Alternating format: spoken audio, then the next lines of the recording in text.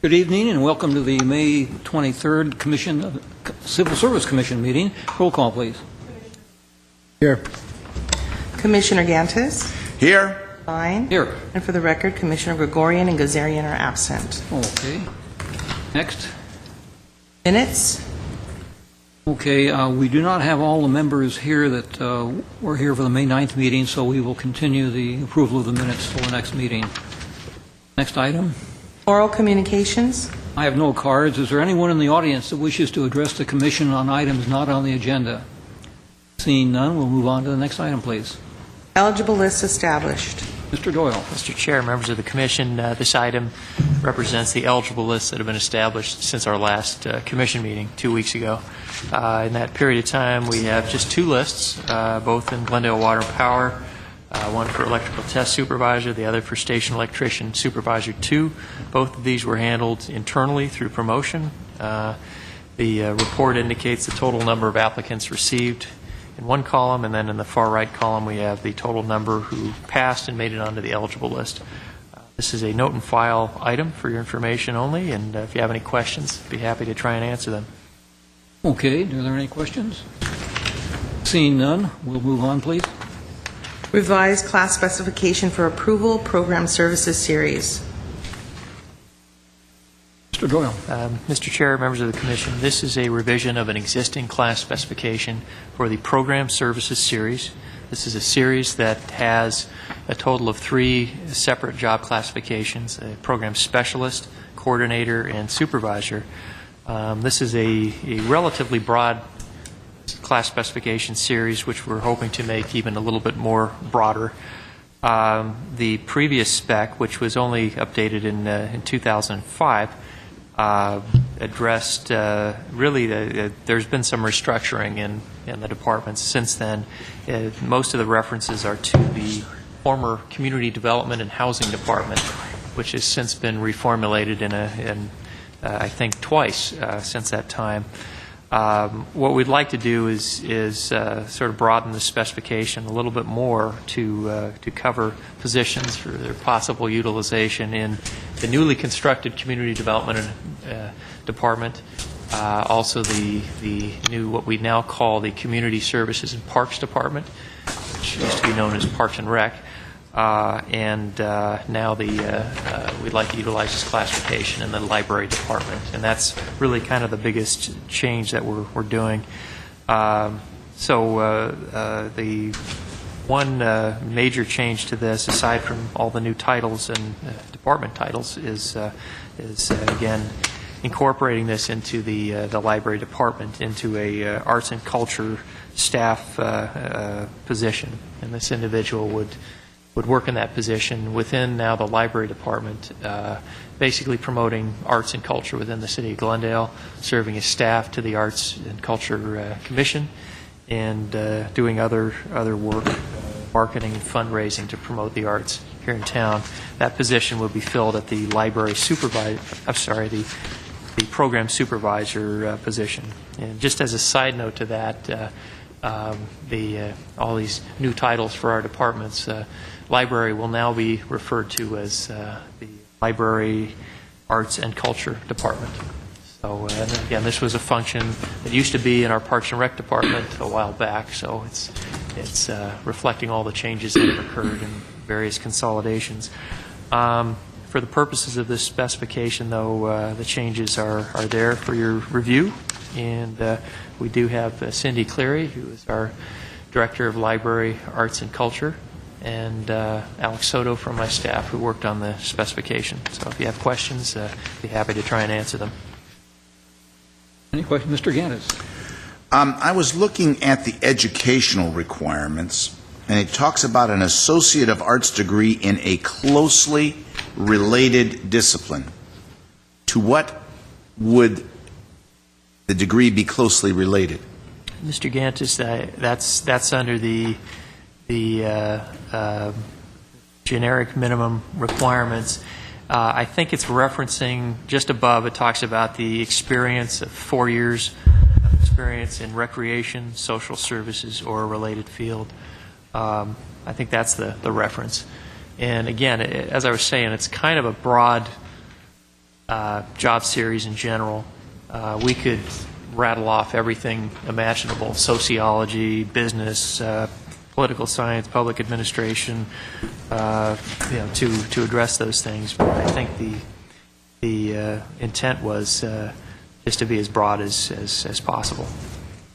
It's also contained in the, well, it's contained in the program coordinator.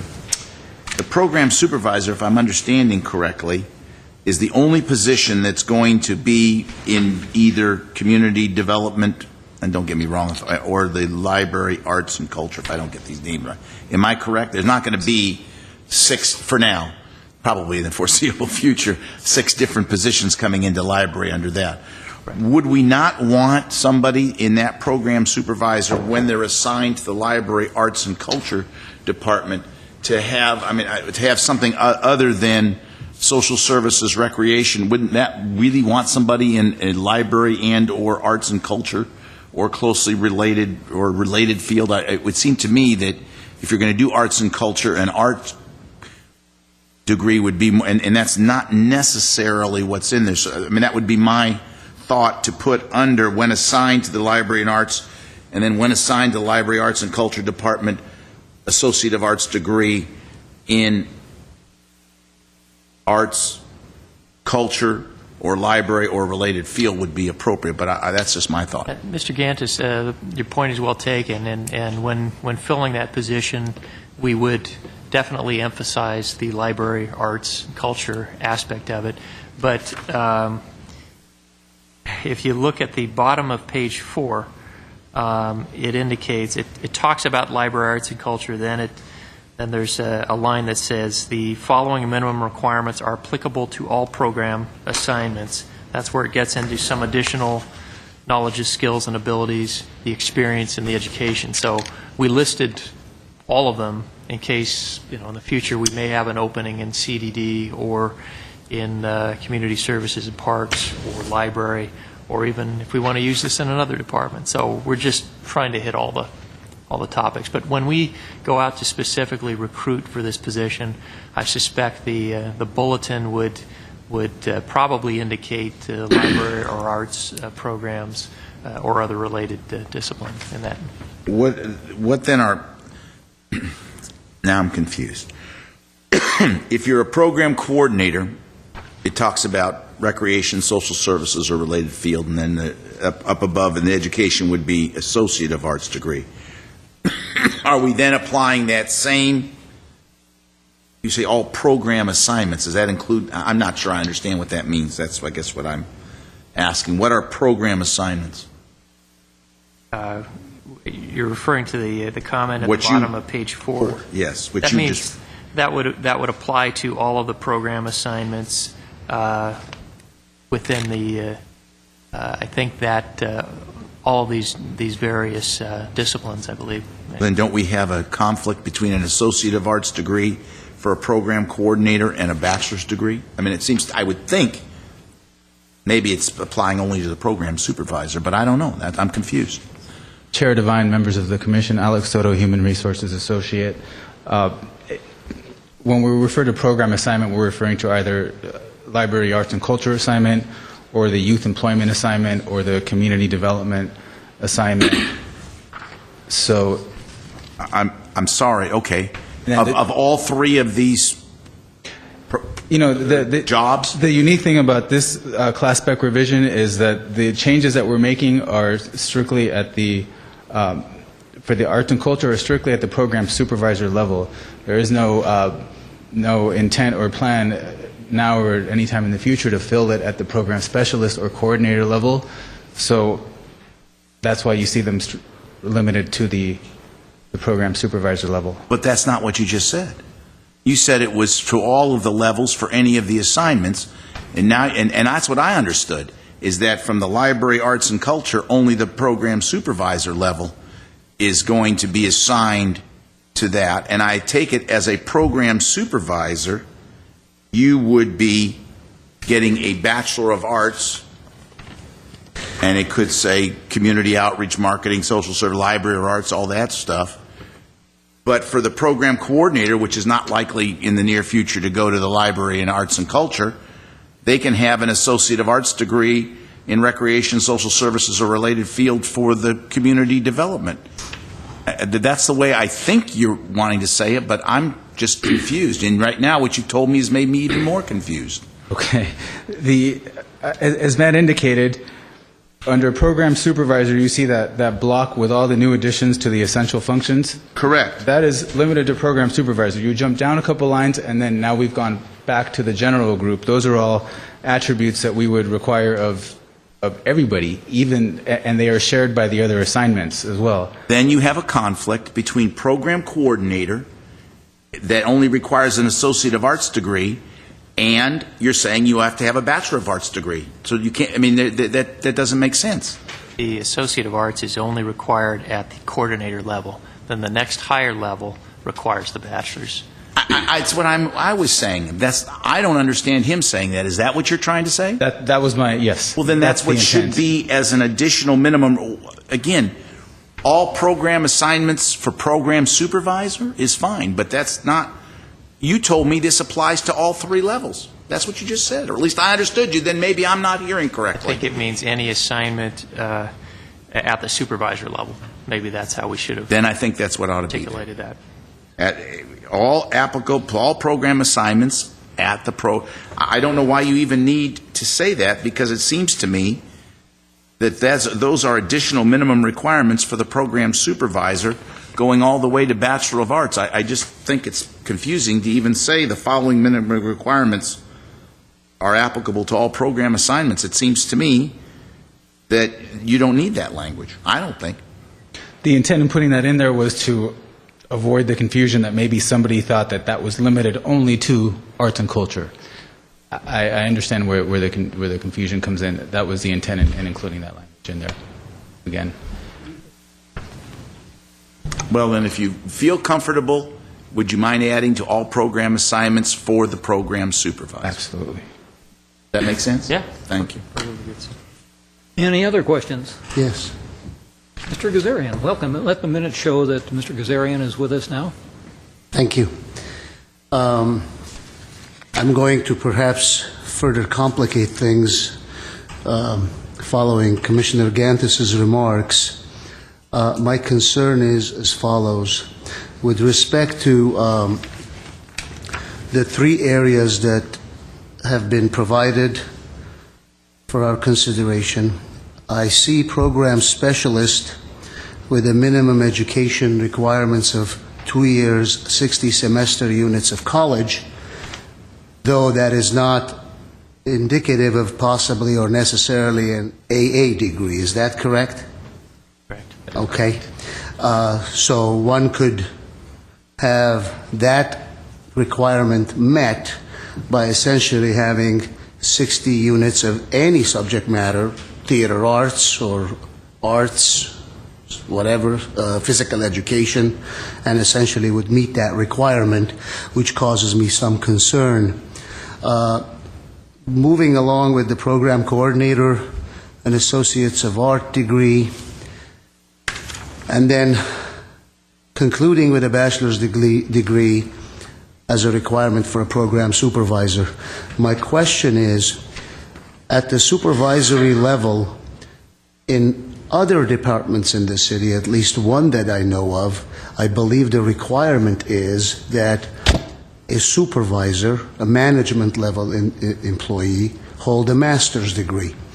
Is there some reason why the program specialist is not, at the very least, required to have an AA degree, which is more of a broad section of educational requirements at the entry-level, collegiate level, if you will, and a program coordinator not to be required to have a bachelor's degree in light of the, and I don't want to repeat the descriptions of the job that seems to be far more suited for someone with a bachelor's degree as opposed to just an AA degree.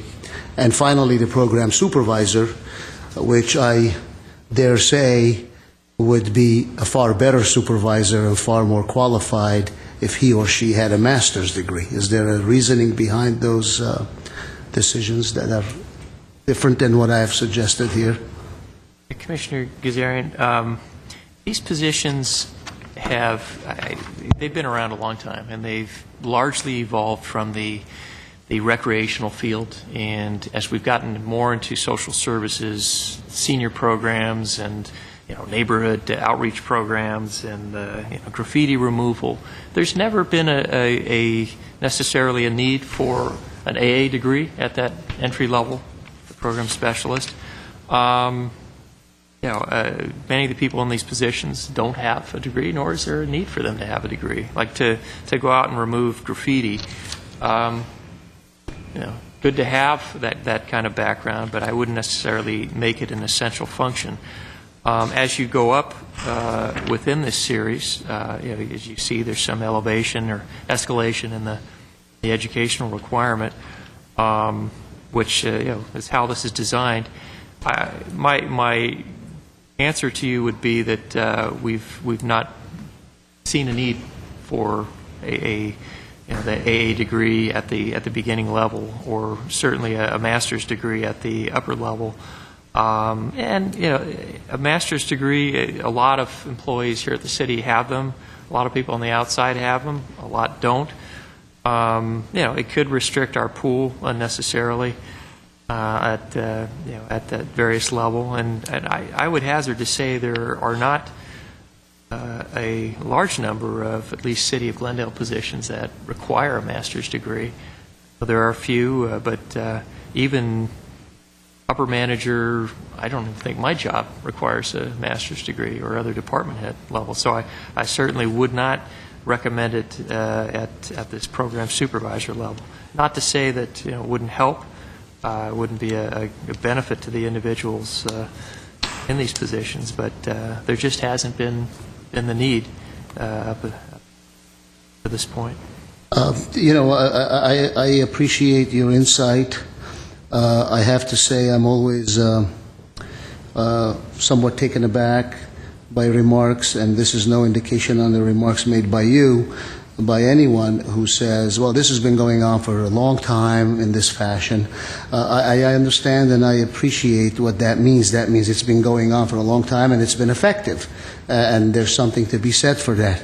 But when I look at the program supervisor description of the position, and I see that the program supervisor presents recommendations to the city council related to arts and culture policies and the distribution of the Urban Art Fund, then I continue to read very good things about this position. Promotes the arts as a tool of economic development, identifies grant opportunities and other potential resources relevant to the work of Arts and Culture Commission, and finally works closely with city departments, arts and culture organizations, schools, and community groups to coordinate the efforts of the Arts and Culture Commission.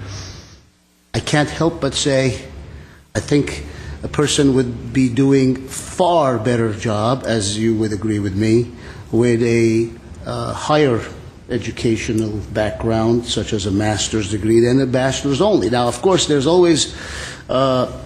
always equities, and the best education is that of an experience acquired in the workforce that you cannot substitute with just a piece of paper that says master's degree on it. I understand that, but I would be remiss in my duty if I did not make this observation. Thank you.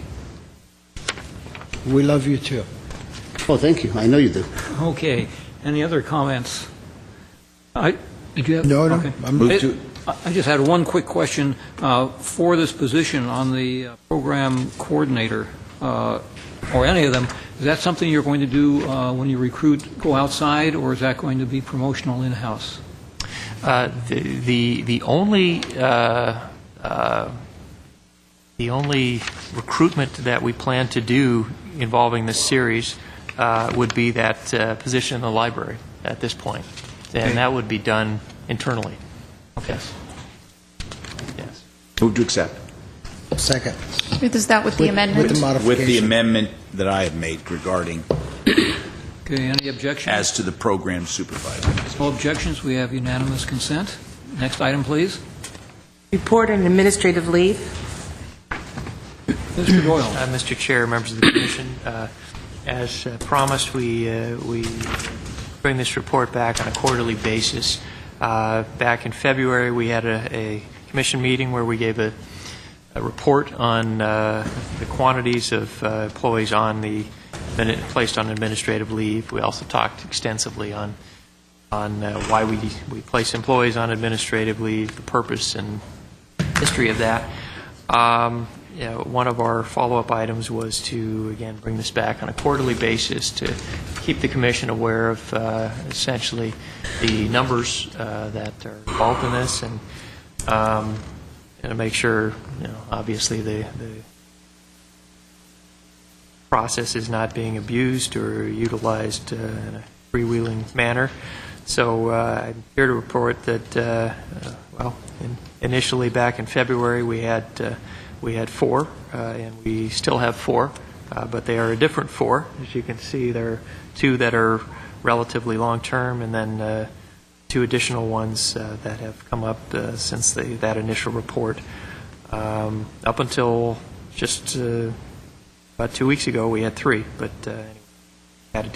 needed to add another one on May 10th of 2012. So again, 2 in police and 2 in GWP. Report indicates continue to monitor these situations and see what we can do to bring these cases to appropriate resolution. Have any questions? Any questions? No question. I just have one quick one. Is there a rule of thumb that you have in Human Resources regarding a acceptable amount or an amount of administrative leave time where you start to question and would automatically go in and what's going on? Mr. Chair, there is no rule of thumb, and as you recall from the rather extensive report we did in February, every case has to be looked at on a case-by-case basis. Some of these are relatively minor and can be resolved within a month or so. Others are extremely complex that involve issues relating to POBAR and due process, and so all I can say is we do our best to work with all the parties that are involved in investigation of these issues, and Skelly process and the due process that occurs when someone is disciplined or provided with due process. And we just really, I see it as one of the missions of our department to oversee that process and make sure it doesn't drag on for extended periods of time. But I couldn't give you a specific answer on that. It's a good answer. Thank you. We'll move on to the next item, please. Agenda forecast. Mr. Doyle. Mr. Chair, really the agenda forecast speaks for itself. We have 2 meetings set for June. Nothing pending at this point. As you know, we have hearings scheduled, and I think the month of June is somewhat free of hearings.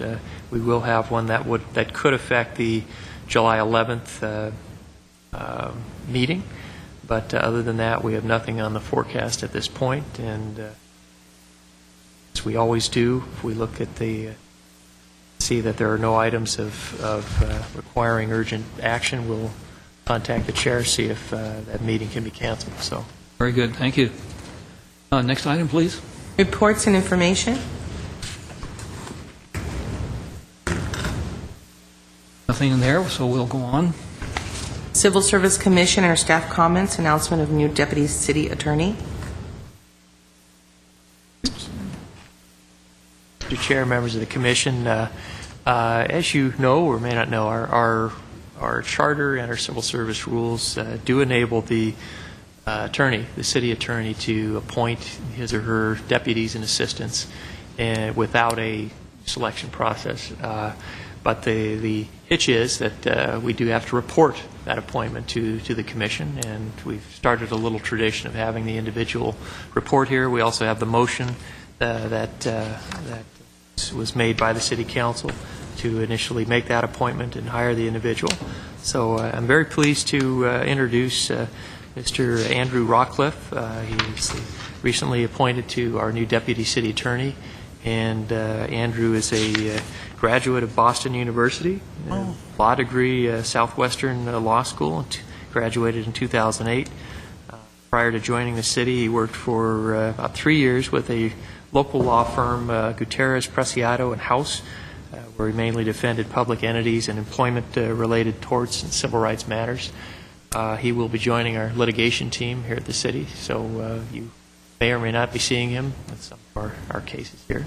But it's my pleasure to introduce Andrew. He's here. If you say hello and have him introduce himself. Welcome for that aboard. introduction. Thank you. Pleasure to be here. Mr. Chairman? I had the pleasure of being a county civil service hearing officer for 9 years and was able to hear cases presented by, I've forgotten her name. I know she's one of them. They're married. 2 of them are married, but she uses her maiden name. Noemi? Noemi.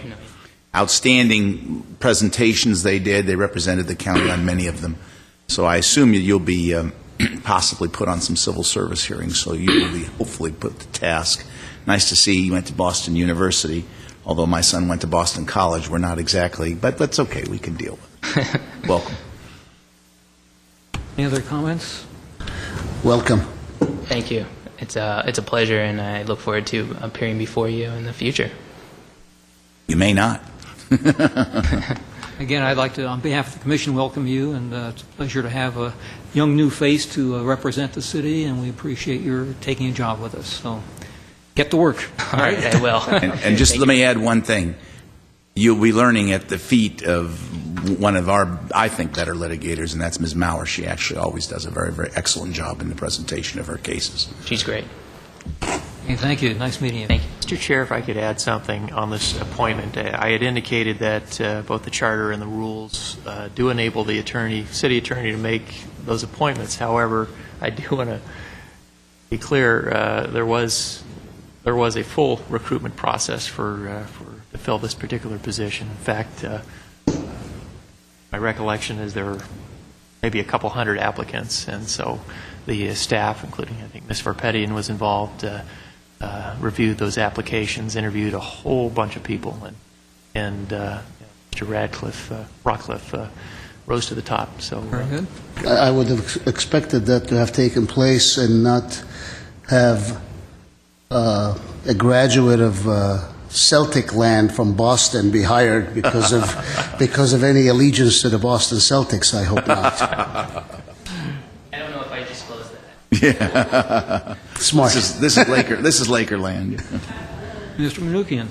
I wanted to take this opportunity also to thank the men and women of our Glendale Fire Department and the Police Department for the handling of the incident 48 hours ago for that plane crash. Do we want to do that maybe during commissioner comments? That's where we are. Oh, okay. Sorry about that. We did it in reverse order. We had Time to our wake newest up. city attorney come up first. Okay. My wife, my 2 boys, and I were standing outside when this plane came in about 200 feet away, right over my wife's head, and it basically hit the power line and exploded. And for the fire department and the police department, the way they handled the whole situation, it was unbelievable. It was a very close call for us, and the way they controlled the scene, and it was just phenomenal. So I wanted to say thank you to the men and women of the police department and the fire department. very good. And might I add Glendale Water Power, Glendale Water Power. because there was a lot of power lines that were Yes, we didn't have- dangling, and they got in there and controlled the scene. And those are things not even the firefighters and police officers can handle. So Yeah. they were there fast, and I believe power was restored to most of the houses later that night, and the entire neighborhood by about 2 o'clock the next day. So. Yeah, absolutely. I have a couple of comments with the chair's permission. Thank you. It has come to my attention these past few days that there were several events in the city. One I was aware of because I received an email on for the status of women in the city. I think that was on May 10th, If I'm not mistaken, I was out of the country. I could not attend. The other one, I read about it in the Glendale News Press the day after. It was a luncheon honoring the heroics of members of the police department and commendations given during a luncheon. Whereas in years past, I have attended in an individual capacity these luncheons. This year I was not aware of it. I would ask that unless there's a prohibition on civil service commissioners attending, I would ask perhaps Ms. Fierro or someone can notify us by email in advance of what events are in the city so that we may choose to attend some or all if we are able to. Other than that, I would like obviously to congratulate those who were honored on these two events that I mentioned. And I would like to also announce for my fellow commissioners the presence in the chamber of a friend of mine from the Republic of Armenia. He is seated in the back. He is the editor-in-chief of HETK news magazine and the chief of investigative journalists of Armenia. He is the recipient.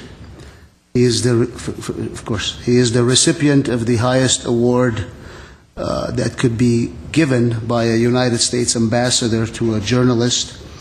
In 2010, he received that award from the U.S. ambassador in Armenia. He was here, and he's still here for a few more days. He was here on the occasion of the 23rd Annual Conference of the Armenian Bar Association this past weekend at the Glendale Hilton. He took part in a couple of panel discussions in the state of affairs and civil rights in Armenia, where I had gone to observe the elections there, the parliamentary elections. He was also the recipient of the Freedom of Speech Award, which is the highest award given by the Armenian Bar Association, only to be tempered by the unanimous vote that elected me national chairman, Mr. Ganthis, of the Armenian Bar Association. So I would like to extend from the podium a welcome to the city of Glendale, to you, Edik, and please reach out to the people that are sitting next to me. Our deputy city senior attorney is of Armenian descent, and I'm sure to the extent it's possible she will tell you about our process here in the city. Thank you. Thank you. Welcome. Mr. Chairman, not to be outdone by my fellow commissioners, I do want to tell you that I did return safely from my trip to Lebanon, which is the country of my grandparents' birth and my wife's grandparents. And my birth. And your birth, that's correct.